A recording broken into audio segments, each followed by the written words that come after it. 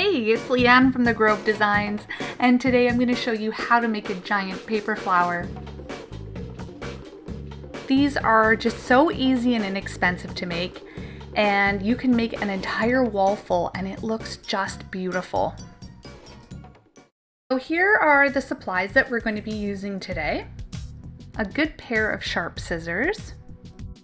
And then these are the 10-blade scissors by Martha Stewart. So they will cut your paper into little strips, as I'll demo later. Kind of remind me of Edward Scissorhands. And if you can't get your hand on the Martha pair, which I believe I bought at Michael's, I found these at my local grocery store. They're made by Starfrit, and I believe they're for cutting herbs, actually. You will of course need glue sticks, and lots of them if you're planning on making a lot of these flowers. And then a glue gun and a silicone mat for the glue gun, and also an extra piece of cardstock. So to make the petals, I'm using a template in my Cricut. You can actually just hand draw, free draw, or get a design off the internet and actually just cut these by hand. I'm kind of cheating and making mine perfect, but you can do them any way that you like. And I'm going to do 3 different sizes. I want 10 extra large, 5 medium, and 5 small. So I'm kind of running on double time here. I'm cutting with 2 machines so that I'm able to get those petals cut out a lot quicker, and I can produce a lot more very quickly. This is what the petals turn out like when you cut them with your Cricut. I like to use an old mat so that they come off easily. Okay, so for the loopy center in the middle, this is actually called Loopy Flower Center. I think I might have got it from Silhouette. Anyways, this is another SVG file that I am using in my Cricut. It's going to cut perfect lines. I'll show you in a moment here. And I'll also show you how you can create your own if you don't have a Cricut. This is what it looks like when it's actually cutting in the Cricut. I'm just slowly peeling this back because we definitely don't want to tear this. And this took forever to cut. So these are the little leftover pieces. I'm going to take these off and use these in the center of my flower, which I will show you later. When you're all done, you should have 10 large petals, 5 medium petals, and 5 little guys.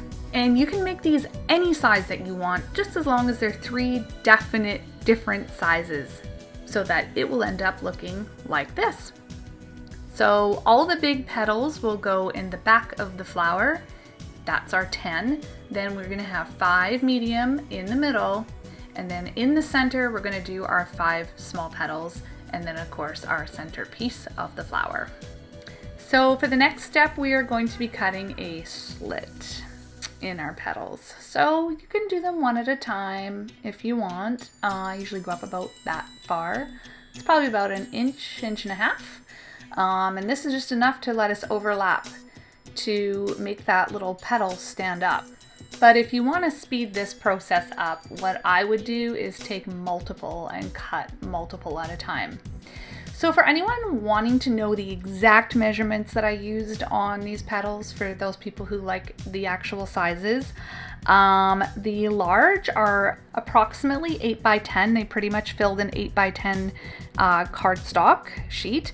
The next size down was a 5 by 7, and then the smallest I cut on a size of a 4 by 6.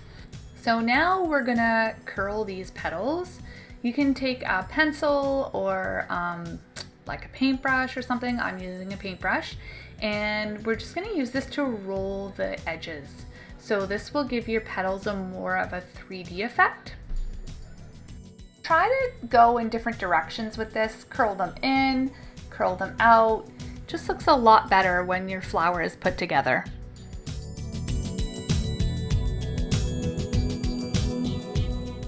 That tedious step is done. They should look like this. Remember those little slits we made? So now we're gonna glue this together. So you're gonna take your hot glue and you're just gonna put a little dab like that. And then you're gonna take this piece and cross it over and pull it. Hold it for a few seconds until it's stuck together.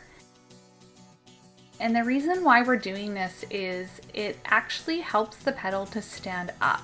So when you're building your flower, each petal will stand up like that.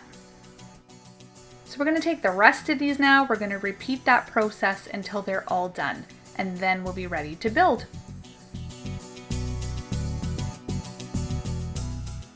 So once that's all done, you should have 3 separate piles that look like this. Oh, finally on to the good stuff now. Okay, so I found this plastic lid. It's 3.5 inches wide. Find something close if you can. I'm just going to trace this on a scrap petal that I didn't use. And you're just going to cut this out with scissors. It does not have to be perfect. Nobody's going to see it. This is the back of your flower. Planning on making lots of these, like say for a wall or for a party, I would recommend cutting out lots of circles just to start with so you have them, because it's so nice to have them done when you're making lots. The second thing, this is kind of weird, but this is a 5-point star. And because I'm using 5 petals, I want them evenly spaced. So if you actually take the shape of a star, you can cut it out or even draw it, doesn't matter. It will give you better placement for when you put your petals down. So I'm right out going to make little marks on where those points sit. And again, it doesn't have to be perfect. It's just a guideline. And this is how it looks when it's done. Remember when I cut out that loopy flower, those lines that I cut through the Cricut? So I'm going to show you a way how to do this if you don't have a Cricut. And it's really simple. So you're going to take your piece of cardstock, cut it in half, and then you're going to fold it. And for this, I'm just going to do it quickly. It's not going to be perfect. And there's 2 options. So one, you can just take your scissors and cut along and make all these little slits in the paper. Option 2, fold your other piece and take your 10-blade scissors and you're going to cut along the same way. This is just saving you a lot of time, and it will give you nice even cuts. For both options though, you would go right to the end, of course, and then for both options you are going to open this and just kind of bend it backwards, and it just sort of rounds the paper a little bit. It also sort of softens it up so it's easier to work with, but it should look like this when you're done. On the end, I'm going to start rolling it, and you're just going to keep doing this until you get to the very end of your cut paper. And of course, I didn't cut it to the end for you, so I'm only going to roll it as far as I can. And you should end up with something that looks like this. Back to this guy. So it's pretty much rounded. It will kind of fold over on itself. You can match up the corners, but I actually like to offset it. And the reason for this is that when I curl it, it has a whole different look when it's offset. So that's what I'm going to do for this piece. So you run glue all the way along the edge. This could be kind of tricky because it will slip out of your fingers. So, and again, doesn't have to be totally perfect.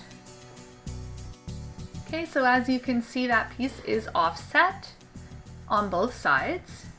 So what I'm going to do is, like with the last piece, I'm just going to take the edge and start rolling it in on itself. This can be a little bit tricky too. You really got to hold it tight. You can glue it along the way. I'm just doing this because I'm lazy.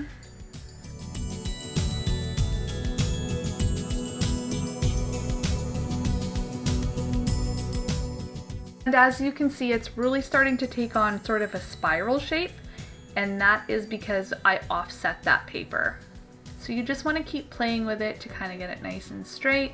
We're going to put some glue on the end to hold it together. And then once that's set, we can take it and start playing with it. So you could leave it like this if you wanted to, but I like to fold it down. And then you can really see that spiral shape. And you could fold most of it down and leave the center. That looks kind of cool too.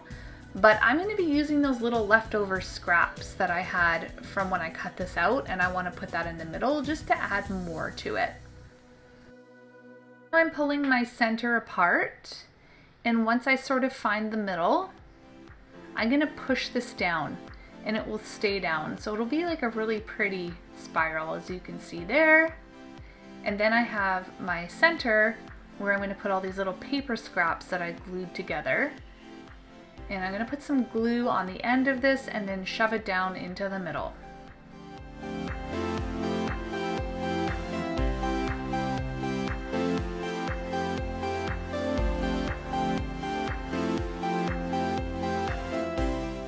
Okay, so now with that part out of the way, what we're going to do is bring our glue gun over, and we're gonna start by putting on the large petals, so the 10 large petals.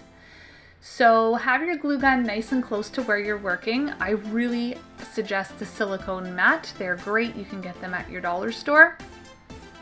What I'm doing is I'm putting glue onto the back of the backing, and putting the petal centered to that little line that I made.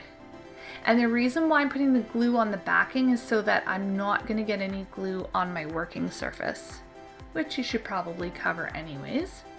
And then we're going to continue going on around the circle here.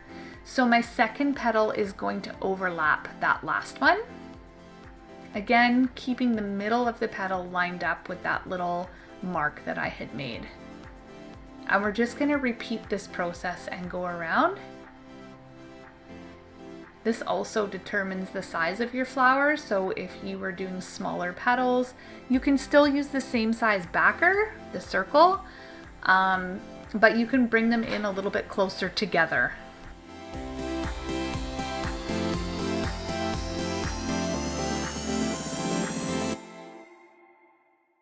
Now on to our second row. So I'm taking the second set of large petals and I'm overlapping them in the middle openings of the previous ones. And for these, I'm putting the glue on the back of the petal. It's just much quicker and easier this way.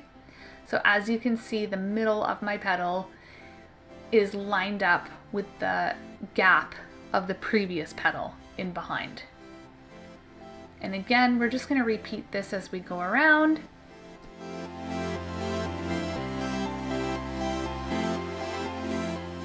Now I'm taking the medium-sized petals and I'm going to do the same. Glue on the back and line it up with the center of the overlap of the previous petals.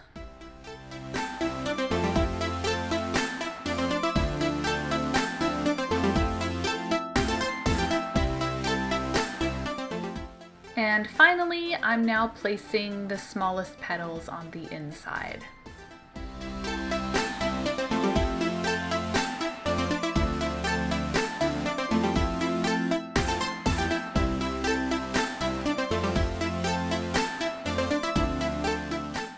Now we're going to place our center with a lot of hot glue in the middle. This is why you run out of glue sticks really fast. So it should look like that. And then we're just gonna flip it over and pop it in. You might have to hold this down for a few seconds for it to stay in place. And that is it. That is how you make a giant paper flower. And this is how it looks on the back.